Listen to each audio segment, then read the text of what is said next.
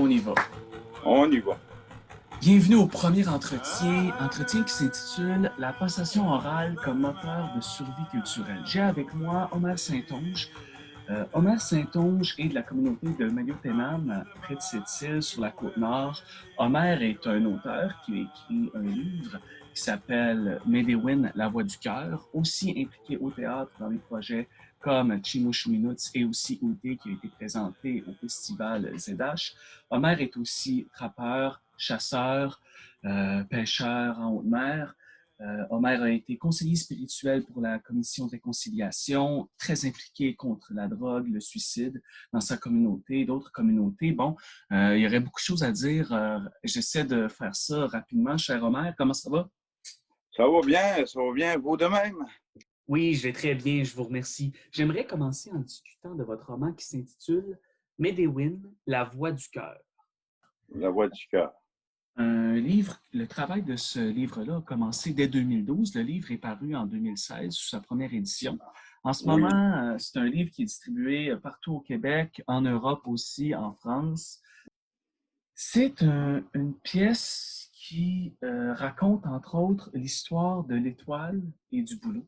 J'avais trouvé de l'étoile et le boulot suite à des amis qui voulaient que j'écrive sur quelque chose sur Facebook sur l'étoile et le boulot.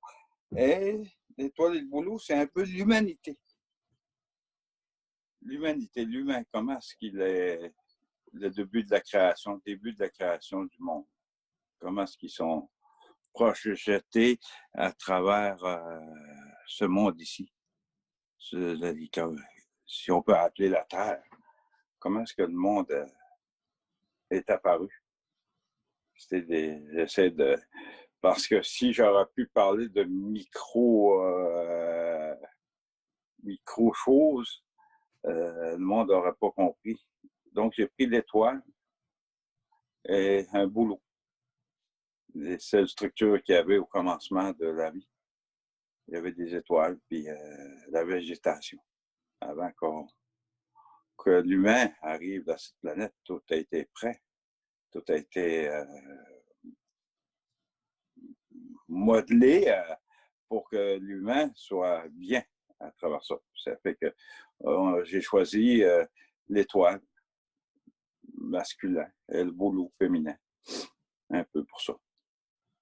Puis ces deux personnages-là qui sont personnifiés finalement, qui vont prendre des corps humains, qui vont venir se rencontrer dans ce voyage initiatique-là sur la planète Terre.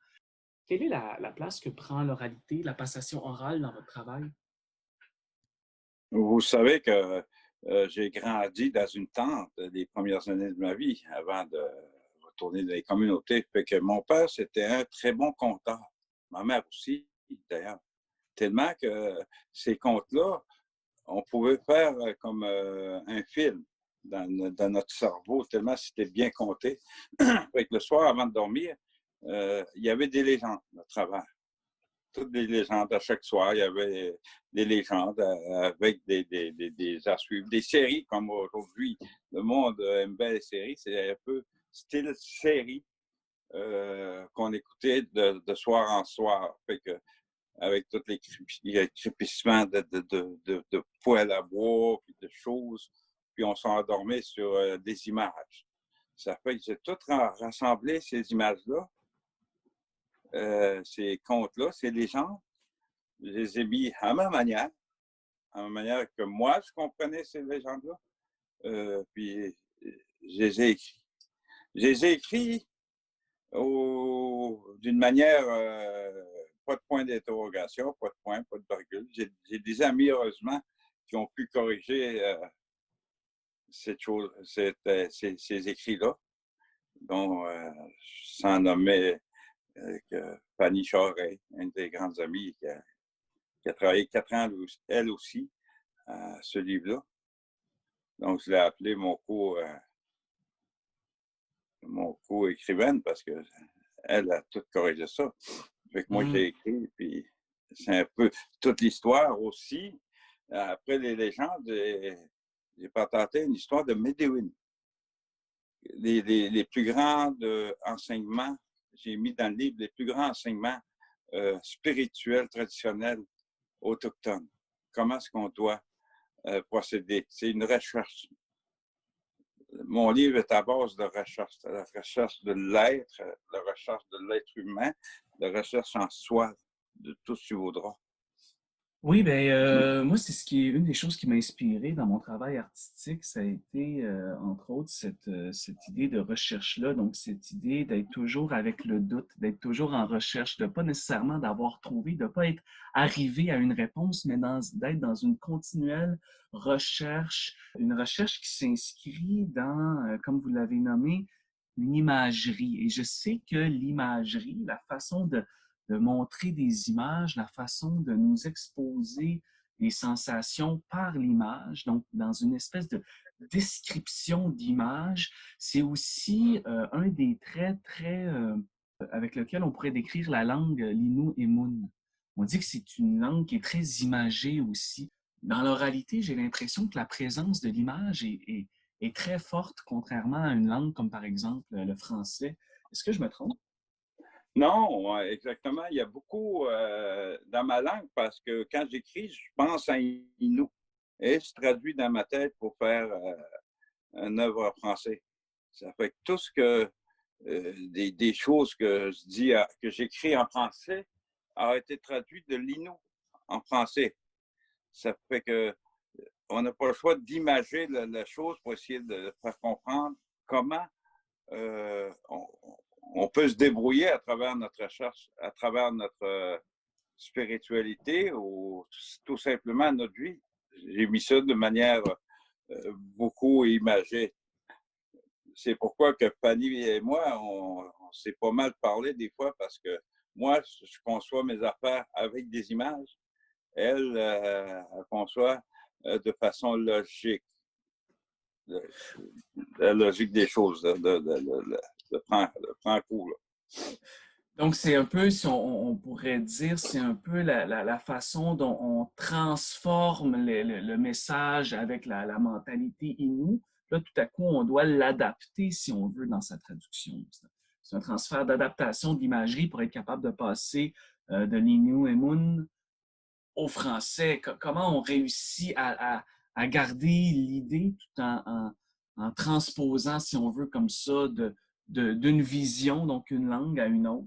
La manière de faire, c'est que, exemple, dans le Innu et Mun, on a deux façons de voir. Il faut comprendre le Innu déjà qu'on a deux manières de voir, animé, inanimé. Toutes les choses animées est sacrées. Et toutes les choses inanimées, il n'y a plus d'esprit là-dessus. Ça fait que la manière de voir est importante. C'est ça c'est ça que j'ai essayé de démontrer.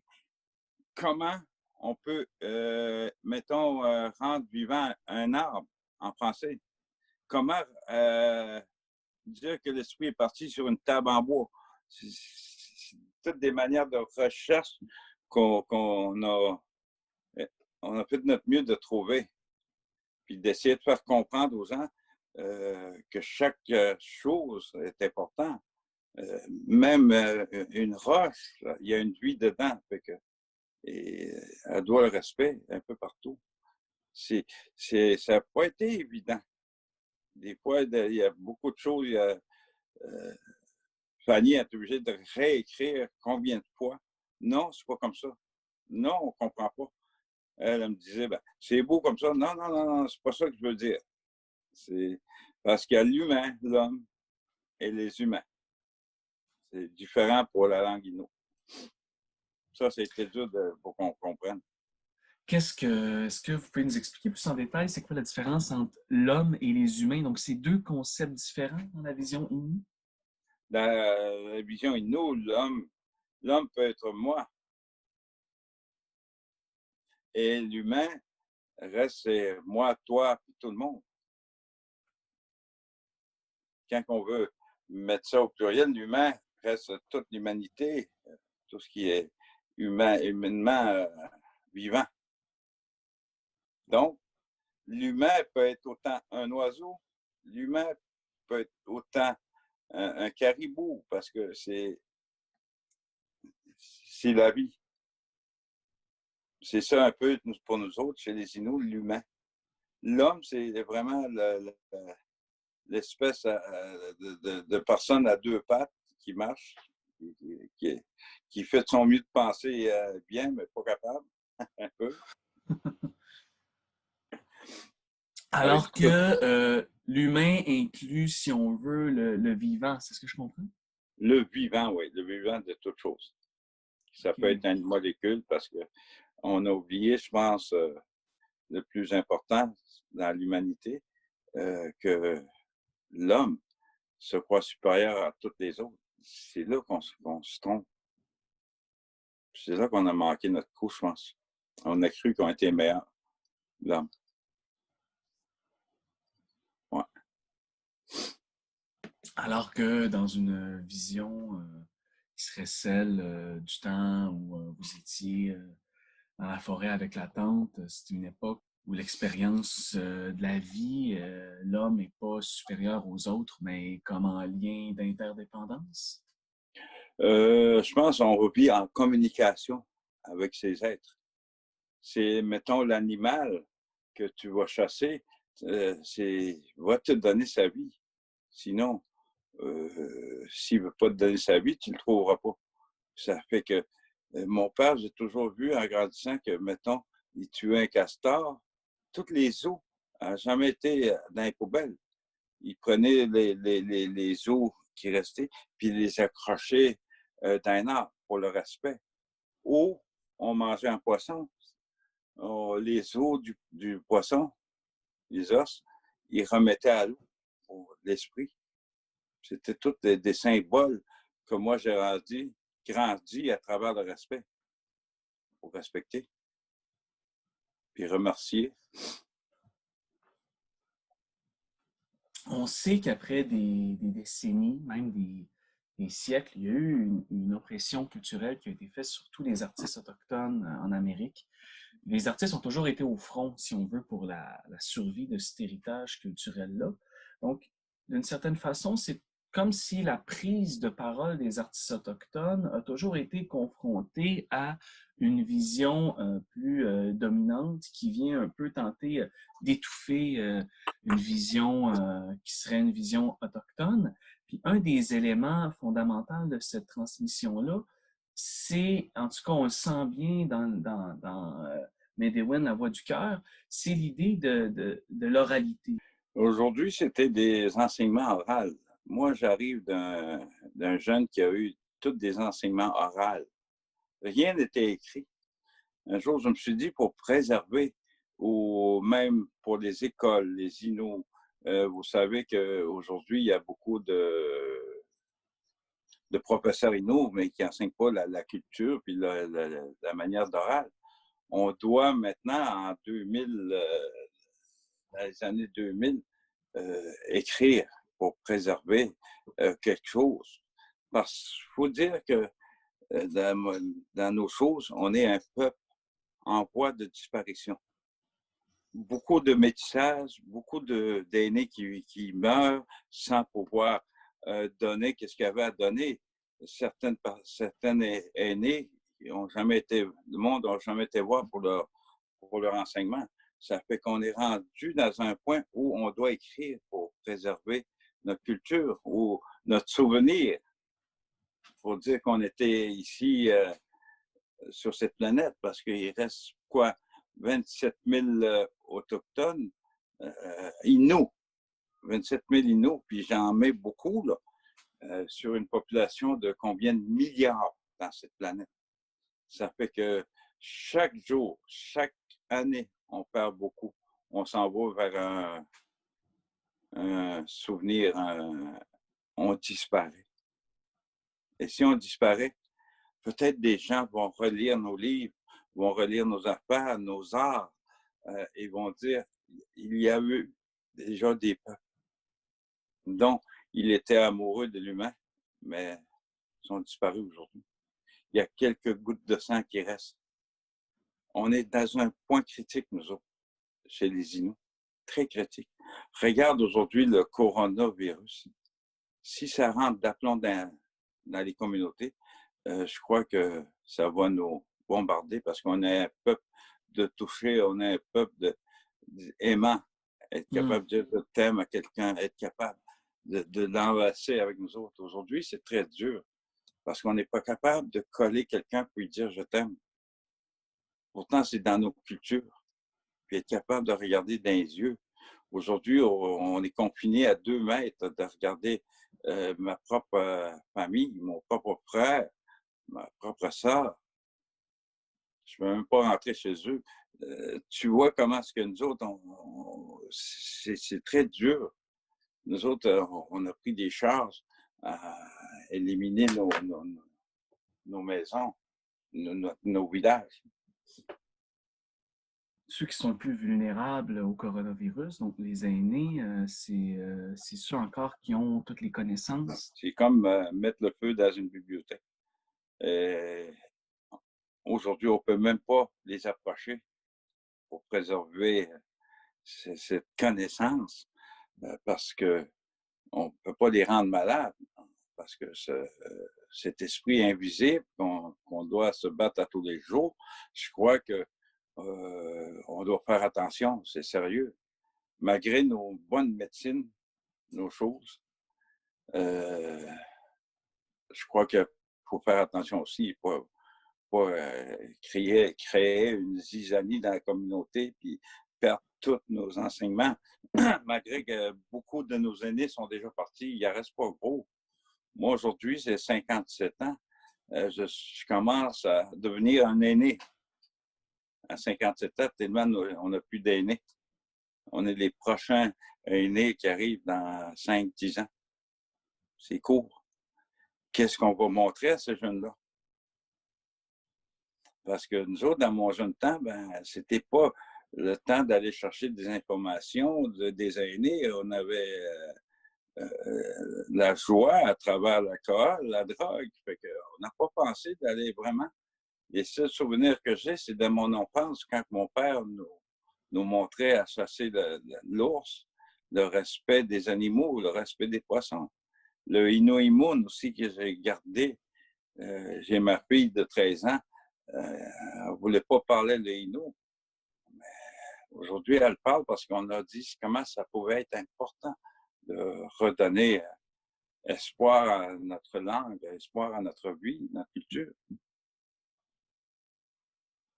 Donc, si je comprends bien, si je me permets là, de mettre des mots sur ma compréhension, c'est comme si la prise de parole est vraiment une revendication identitaire au sens que c'est une revendication qui dit j'existe, je suis là, je suis vivant, je laisse une trace tangible pour le futur, pour les autres. Donc, c'est vraiment un mode d'expression qui demande une implication totale, une implication émotive, culturelle, dans l'univers, si on veut. On est vraiment dans une perspective artistique qui est particulière ou qui n'est pas nécessairement habituelle. Comment c'est quand on rentre dans l'écriture d'une œuvre, puis il y a quelque chose qui est aussi large, dans le sens qui implique à la fois son peuple, ses ancêtres, sa vision, sa famille, sa façon de voir les choses qui est différente des autres, mais qui est vraiment importante. Comment on fait pour... est-ce qu'on se sent un peu toute seule comme un astronaute? Premièrement, c'est une culture non écrite. Ça, il fallait qu'on passe par-dessus ça. Ça, c'était le point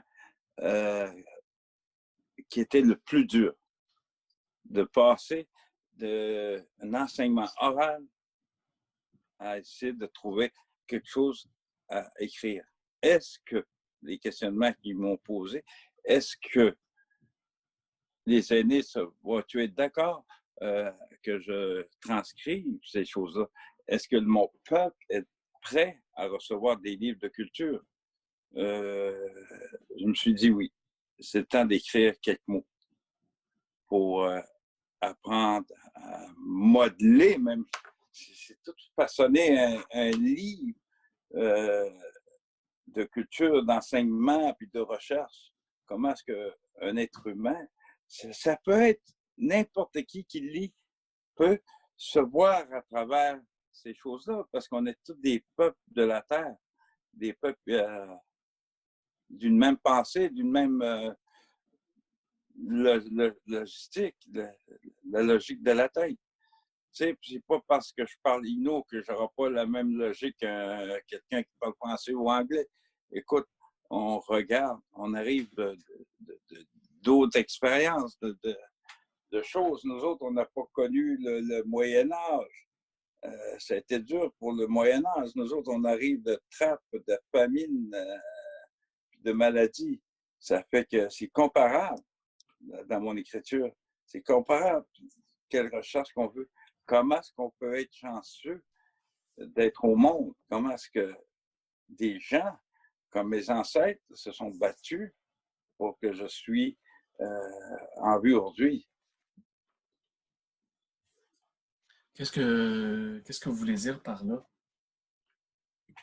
Vos ancêtres vous se sont battus pour que vous soyez en vie aujourd'hui? Mes ancêtres ont passé, imagine-toi combien de milliers d'ancêtres. Mon père, son père, mon grand-père, mon arrière-grand-père. On pourrait en nommer du côté de ma mère, côté de mon grand-père. On pourrait. Je m'imagine de temps en temps que juste une personne serait décédée par famine, ou par noyade, ou par froid. On ne serait même pas ici pour se parler. Comment est-ce qu'on, nous, on est chanceux? J'ai des enfants, des petits-enfants aujourd'hui. Comment est-ce que moi, il faut que je réagisse à travers ça? Comment est-ce que moi, il faut que j'avance avec ça? Avec toutes les pesanteurs, la pesanteur qu'il y a en arrière de mes ancêtres, parce qu'ils ont cru. Ils ont cru à la vie. Oui, eux autres, il y avait la famille. Ils cherchaient à développer leur manger, leur maison. Aujourd'hui, c'est une sorte de forme de stress qu'on vit. On vit à travers un monde économique, un monde qui roule très vite, qui manque de temps. Ça fait que le stress, tout ce que tu voudras, les maladies, l'anxiété, le taux de suicide, le taux de tout ce que tu voudras, c'est ça qu'on doit faire face. C'est bien différent aujourd'hui, mais ça reste qu'on doit se battre pour nos enfants, pour nos petits-enfants, comme nos ancêtres se sont battus. C'est ça que j'essaie d'expliquer. Le sang qui coule à travers mon corps et celui de mon père et celui de ma mère. Comment est-ce que moi, j'en dois, j'ai la responsabilité d'aller en avant avec ça. J'ai tous les chromosomes de mes ancêtres, même côté de mes ancêtres irlandaises. J'en suis fier. Donc, vous êtes fier de vos racines irlandaises? Oui. Imagine-toi, la grand-mère, s'il n'aura pas traversé, on ne serait même pas ici. J'en suis que mon arrière-grand-père était beau, une bonne personne. Ça devait être quelque chose de voir ça là-bas à l'autre bout, en reculant des années. Un qui parle irlandais, l'autre qui parle inou, puis qui se voient ensemble. Est-ce qu'ils se sont vus ensemble? Je ne sais pas, c'est quoi l'histoire vraiment de là, c'est loin. Peut-être ma grand-mère a été enlevée par mon grand-père, puis je ne sais pas. Il y a toutes sortes de suppositions. Mais il faut être heureux parce que les événements qui ont eu fait que je suis debout aujourd'hui. Ça me fait penser, j'ai devant moi un extrait de Medewin, La Voix du cœur, à la page 126. Je me permets de lire l'extrait. Le temps a passé. De génération en génération, la connaissance s'est perdue peu à peu. Voilà maintenant où nous en sommes. Nous ne savons plus quel est l'endroit dans la forêt. Nous ne savons plus quelles sont ses paroles. Nous ne savons même plus comment allumer un feu comme le faisait Wapan ou Shekatuk. Mais il y a pourtant quelque chose que nous savons. Nous connaissons cette histoire. Nous avons ce conte. Fin de l'extrait. Donc, dans cet extrait, moi, c'est un extrait qui m'a beaucoup, qui m'a révélé un peu, si on veut, la profondeur de la démarche. Qu'est-ce que ça, ça fait d'entendre ces mots-là? Ça me fait penser encore que quand j'avais écrit ça, c'était une période où on devait avancer parce qu'on avait des doutes. On avait pensé comment allumer un peu. Comment tu allumes un peu aujourd'hui? C'est des manières de faire. Comment est-ce que les autres nous enseignent d'allumer un peu? Aujourd'hui, on ne sait pas où les emplacements des loges médéunes étaient. Ça a tellement voyagé. Les petits peu de choses qu'on a eues, sais-tu où est-ce qu'on a été chercher ces enseignements-là? Un peu dans les musées, d'aller voir les dessins, les choses. On a dû réapprendre notre histoire parce qu'on arrive, nous autres, dans une période où ce que les enseignants étaient des curés, des sœurs, et on vivait dans des pensionnats. Fait que on a dû tout réapprendre notre histoire. Puis je sais qu'aujourd'hui, le peu qu'on peut avoir peut nous aider à faire une démarche spirituelle. Peu importe comment est-ce que tu vas allumer ton feu, peu importe comment est-ce que tu vas fumer ton calumet, peu importe ton chant, c'est pour le Créateur. Il n'y a pas de manière bon. Je disais l'autre jour, une femme me disait, parce que, juste entre parenthèses, ma fille est une danseuse de clochette. Il y a sa régalia de clochette. Puis il y a une femme qui me disait, mais c'est pas notre culture. Il dit, notre culture, c'est du makoucham. Il dit, excuse, mais le bonnet que tu portes, le bonnet traditionnel, le bonnet de clown, peut-être que vous allez voir ça, que tu portes, ça ne vient pas de nous. Il y a eu une époque où ce que vous aviez changé. Vous avez accepté de mettre le bonnet et la robe carottée. Ça a été un changement d'époque. Aujourd'hui, nos aînés ne chantent plus le Tewagan. Il n'y a plus de danse traditionnelle inou. Donc, ces jeunes-là ont adapté les powwows. C'est une autre époque. Il faut accepter, en tant qu'aînés, nous autres, qu'ils changent d'époque. C'est une nouvelle époque. Dans 4 ou 5 générations, nos petits-enfants vont dire, ça, c'est notre culture. Parce qu'on a oublié d'où ce qu'on vient. Il faut respecter quand même le Makoucham, mais les jeunes changent d'époque. C'est une nouvelle époque où ce qu'on vit aujourd'hui. C'est important pour nous autres d'accepter les changements d'époque. D'accepter les influences qui viennent d'ailleurs, qui ont toujours construit toutes les cultures finalement. Oui. Ça a été modelé, des choses aujourd'hui. J'ai vu, quand j'ai fait le premier régalia à ma fille, j'ai utilisé du tape. Avant, je ne sais pas c'est quoi qu'ils utilisaient, seulement de la babuche de caribou. Tu sais, on adapte, il faut s'adapter avec l'évolution. Le caribou qui disparaît, on n'aura plus de babiche, on n'aura plus de peau de caribou. Fait qu'il faut s'adapter, peut-être l'orignal, le chevreuil, ou quelque chose d'autre. Mais il faut s'adapter à essayer de garder les mêmes forces avec d'autres choses. Les perles différents. Beaucoup de dessins, de la laine de mouton que je vois des régalias aujourd'hui. Le monde se sont adaptés. On s'adapte. Tout le monde, je pense, dans les planètes s'adapte. C'est ça que je voulais dire dans mon chose. On ne sait plus comment. On s'adapte.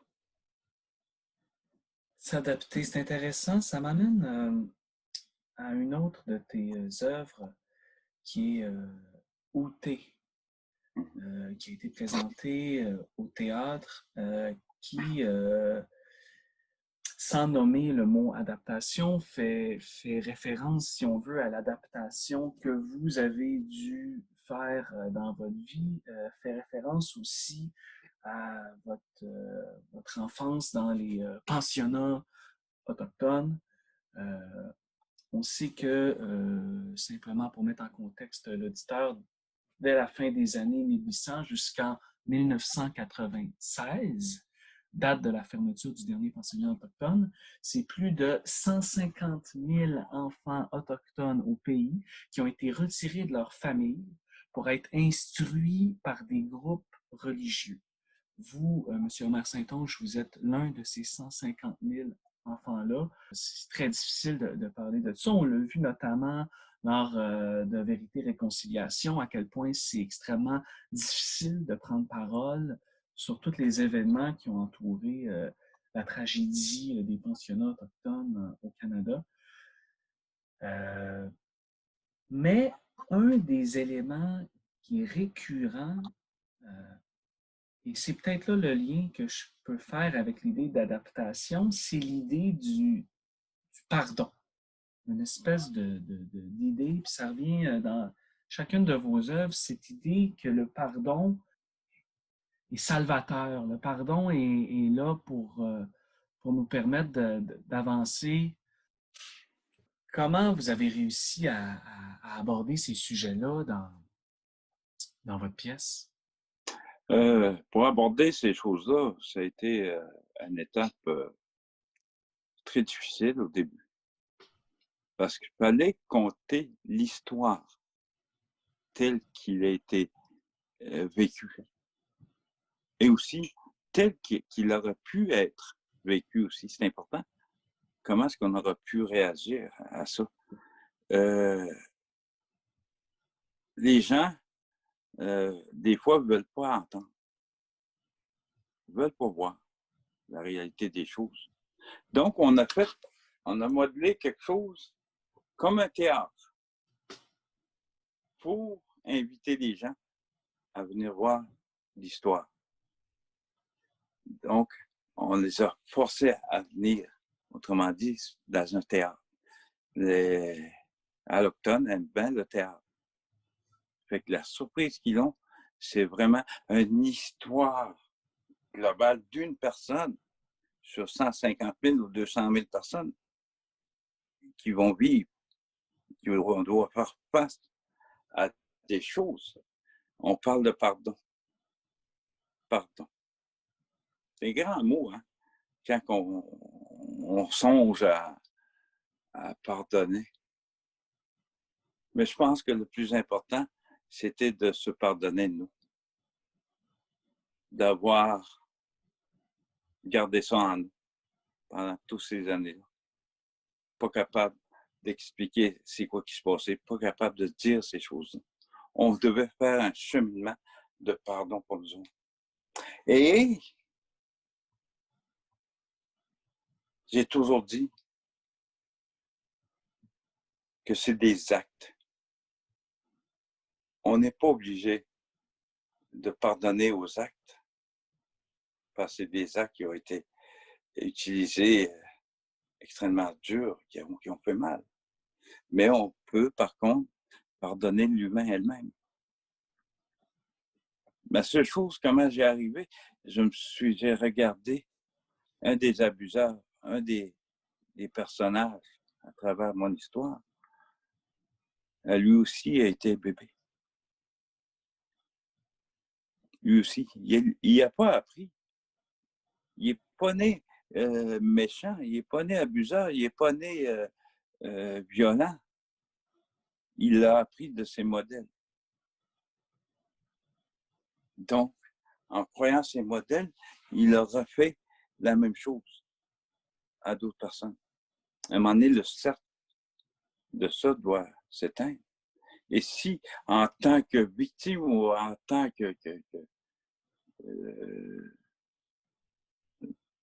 qu'accusé ou criminel, on doit juste s'arrêter à un moment donné et se dire, quand même, on est des bonnes personnes. On a fait des actes, oui. Je suis pas prêt à accepter mes actes. Je suis pas prêt à accepter des actes. Mais je dois le pardon à cette personne. Pas ses actes. C'est ça qui est important dans notre relation dans notre relation spirituelle à travers. Parce que les actes, c'est différent. Les actes qu'ils ont commis, c'est des actes cruels. Même aujourd'hui, le génocide qu'ils ont fait continue encore. Je l'ai vu dernièrement. Il y a 3 fois plus de jeunes dans les services sociaux aujourd'hui, dans les centres, qu'il n'avait au pensionnat. Donc, on n'a pas appris, nous autres, comment gérer nos enfants. Encore là, il faut travailler encore une méthode de pardon. Comment aller chercher nos enfants. C'est toute une roue. Mais on peut faire le cercle de bienfaisance, d'être bien, de travailler sur nous autres au niveau spirituel traditionnel pour accepter des événements, accepter qu'il s'est passé des choses, mais qu'aujourd'hui, il faut prendre de l'avant et avancer avec le meilleur qu'on peut, le meilleur de nous. C'est un peu comme ça qu'on a passé à travers. C'est vraiment inspirant d'entendre ces mots-là, surtout dans le contexte. Puis là, je vais me permettre une question qui peut sembler difficile, mais c'est pour donner peut-être une meilleure perspective à l'auditeur que je me permets cette question-là. Je vais prendre un exemple, l'exemple de Sir Duncan Campbell Scott, qui a été le surintendant général des Affaires indiennes au Canada de 1913 à 1932. Donc, on est quelques décennies avant votre naissance, Monsieur Omer Saint-Onge. Et si vous voulez des références, je vais vous en donner après, notamment le livre de Thomas King, The Inconvenient Indian, qui parle en détail de cette situation-là. Donc, le surintendant général, M. Campbell Scott, nous indique lorsqu'il apprend que près de la moitié, dans certains pensionnats autochtones, plus de la moitié des enfants perdent la vie.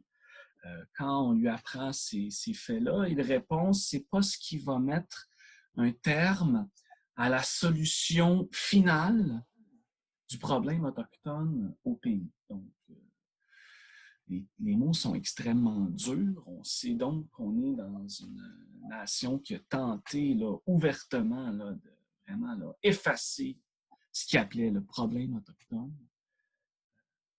Comment on réussit à avoir cette vision-là de bienveillance, de pardon, de regarder l'autre, de vouloir être bon avec lui, en sachant, parce que je sais que vous savez très bien qu'on vient tout juste hier, là, donc on parle de 1913 à 1932, avec des mots comme ceux-là. Les mots ont été utilisés effectivement très durs, mais il faut revoir un peu plus loin encore.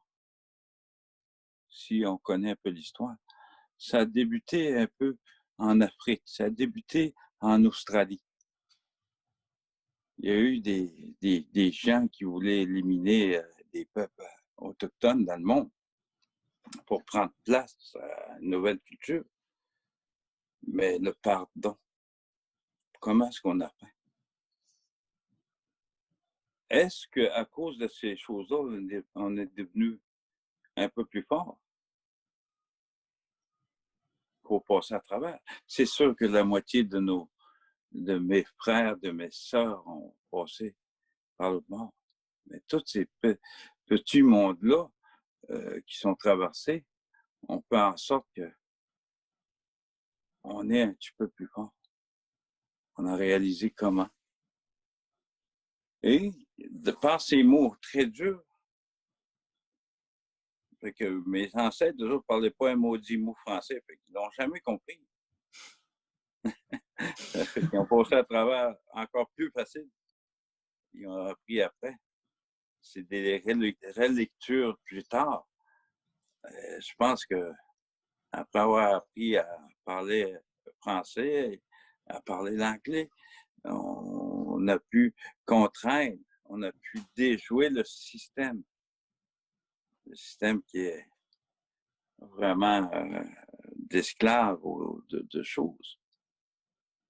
Mais reste que c'était pas tout le monde. Hein. Faut pas mettre tous les, les gens dans un même panier et dire tout le monde voulait ça. Il y a des gens qui nous ont aidés à travers. Il y a des curés qui nous ont aidés à travers. Il y a des religieuses qui nous ont aidés à travers pour passer. C'était pas tout le monde. C'était des personnes malades. Tu sais, quand on dit le Canada, on va dire, écoute, le Canada a fait ça à ces pauvres Indiens. Mais je veux juste vous demander, excusez, c'est pas ça pantoute. Vous avez mal lu votre histoire. Les ordres venaient du Commonwealth. Le Commonwealth, lui, voulait que dans tous ces pays qui gouvernent, le soleil ne dort jamais.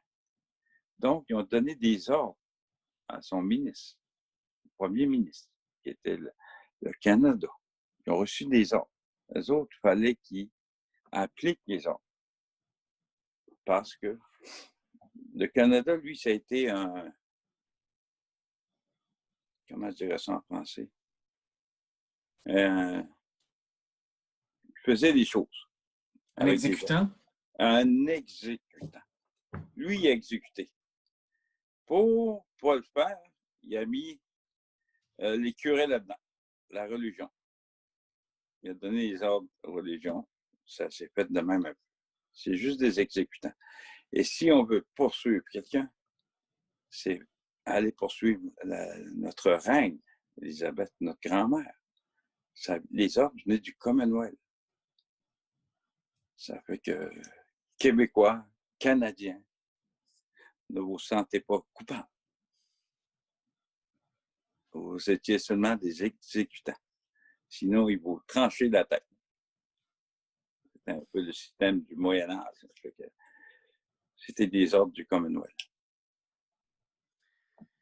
C'est intéressant parce qu'on est en train de discuter de ça en ce moment, puis je sens une pointe d'humour dans votre voix même. Et, ça peut paraître bizarre parfois, je sais, chez les non-autochtones, que la tragédie et l'humour se côtoient dans une même phrase. Alors que dans la vision autochtone, j'ai pu réaliser que dès qu'il y a un élément qui va être tragique, difficile, l'humour est toujours jamais loin, toujours présent. Un jour, j'ai entendu, est-ce que le noir est une couleur? Est-ce que le noir est une couleur? Ou c'est juste une absence de lumière? Donc, quand on se voit dans la noirceur, il faut toujours se rappeler de faire un petit coup d'œil à la lumière pour pas oublier qui qu'on est, tout départ, notre chemin spirituel. Ça fait qu'on pourrait jouer le rôle de la victime, puis pauvre moi. Mais j'ai déjà fait une démarche spirituelle, traditionnelle. Donc, je peux vous expliquer des choses tragiques et en même temps prendre le sens de l'humour à travers ça. Ça apaise la douleur. C'est toujours à y penser. Je vous remercie pour ce moment-là qu'on a passé ensemble. Est-ce que vous aimeriez nous dire un mot de la fin? Le petit mot de la fin, comme je l'ai toujours dit, prends soin de toi, puis sois un bon ancêtre. Eh bien, c'est ce qui termine notre entretien avec l'artiste Omer Saint-Onge. Le roman Médéwin, La Voix du cœur est disponible chez tout libraire au Québec, même en France. C'est paru aux éditions Vega. Pour ceux qui nous écoutent, comme je vous l'ai mentionné un peu plus tôt, je vous propose deux œuvres en lien avec les thèmes abordés aujourd'hui. La première œuvre, c'est de Thomas King, L'Indien malcommode, The Inconvenient Indian, un classique dans le genre du récit historique. C'est vraiment une subversion de l'histoire officielle, un point de vue autochtone, à la fois incisif et hilarant. L'autre œuvre que je vous suggère, Sœur volée, par Emmanuel Walter. C'est une enquête sur le féminicide autochtone au Canada. C'est paru aux éditions Luxe Éditeur. Je vous laisse sur cet extrait de la pièce Outé. Merci beaucoup tout le monde. Le soir, on dormait dans des pots d'ours, recouverts, pour couper le froid, avec l'odeur du sapin. Ma mère qui nous chantait un chant, avec la lueur du poêle à bois qui frissonnait le son des pétillements de bois. Elle nous chantait. Ah, écoutez, quoi, ni tellement, puis me calme ici pour nous. Chaque journée nous tente. C'est un chant que j'ai attendu. Et mon père nous contait des légendes.